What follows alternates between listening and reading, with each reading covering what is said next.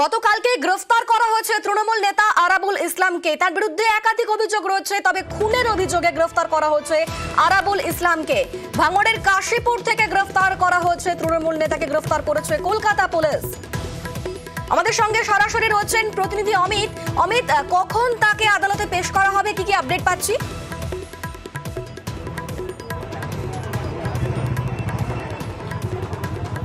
কালকে রাতে আরাবুল ইসলামকে গ্রেপ্তার করা হয়েছে কলকাতা পুলিশের তরফে এবং আজকে বারুইপুর আদালতে তাকে পেশ করা হবে। বারুইপুরের আদালতের অতিরিক্ত মুখ্য বিচার বিভাগীয় যে আদালত, সেখানে পেশ করা হবে। এবং এই মুহূর্তে আমি রয়েছি বারুইপুর আদালতে, একদম কোর্ট লকআপের সামনে। এবং সকাল থেকে যেহেতু আরাবুল ইসলামকে কিছু সময় পরেই, প্রায় যেটা জানা যাচ্ছে যে 11টা সাড়ে 11টার পর তাকে এই আদালতে নিয়ে আসা হবে। এটা কোর্ট লকআপ।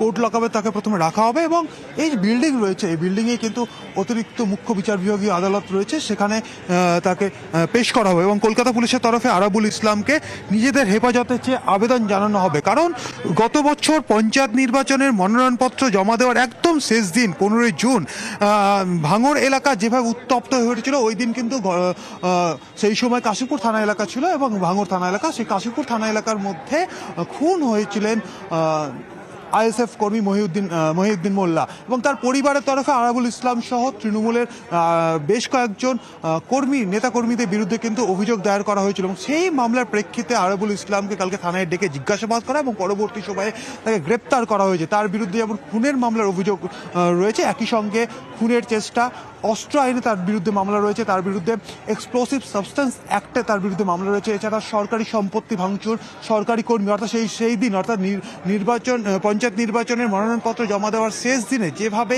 সরকারি কর্মীদের বাধা দেওয়া হয়েছিল, কাজে বাধা দেওয়া হয়েছিল, পুলিশের গাড়ি ভাঙচুর করা হয়েছিল, সরকারি আধিকারিকদের গাড়ি ভাঙচুর করা হয়েছিল, সেই সমস্ত ধারাতে কিন্তু মামলা আরাবুল ইসলামের বিরুদ্ধে রয়েছে। সেক্ষেত্রে কালকে রাতেই তাকে গ্রেপ্তার করা হয়েছে এবং আজ কিছু সময় পরে এই বারুইপুর কোর্টে তাকে নিয়ে আসা হবে এবং বারুইপুর কোর্ট লকআপে তাকে রাখা হবে। এবং তারপরে এই যে বিল্ডিং রয়েছে, কোর্ট বিল্ডিং, সেখানেই এসিজেএম কোর্ট রয়েছে, সেখানে আরাবুল ইসলামকে পেশ করা হবে এবং কলকাতা পুলিশের তরফে নিজেদের হেফাজতের চেয়ে আবেদন জানানো হবে, এমনটা কিন্তু লালবাজার সূত্রে আমরা জানতে পারছি। বেশ, ধন্যবাদ অমিত। বিরোধীরা বিরোধীদের মতো দাবি করে সব সময়।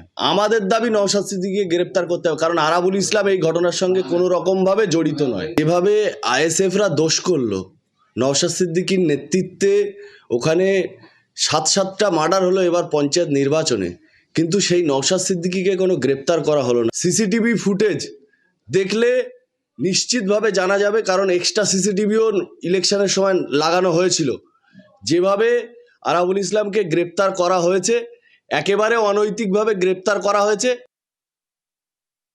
পুলিশ গ্রেফতারের প্রশ্নে রাজধর্ম পালন করছে।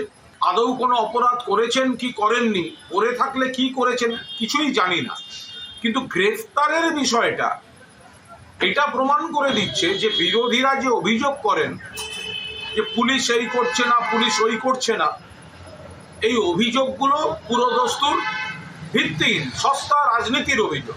বিরোধীরা সাধারণভাবে যে উৎসার রাজনীতি করেন, সেটা এই ঘটনার মধ্যে দিয়ে ভিত্তিহীন বলে প্রমাণিত হয়ে যাচ্ছে। এটা অ্যারেস্ট না, গ্রেপ্তার করে ভোটের আগে বেল করিয়ে ভোটের সময় যাতে ইলেকশন কমিশনের যে নির্দেশ থাকে, ওয়ারেন্ট এক্সিকিউশন, এটা কৌশল। আরাবুলকে দিয়ে, শকতকে দিয়ে ওই এলাকায় ভোট লুট করবে, তাই ওর বিরুদ্ধে ওয়ারেন্ট ছিল, ওকে অ্যারেস্টও করা হলো, খুব তাড়াতাড়ি ওকে জামিনও করে দেওয়া হবে, যাতে নির্বাচনের সময় নির্বাচন কমিশনের গ্রেপ্তারির সামনে না পড়তে হয়। এ পরিকল্পিত।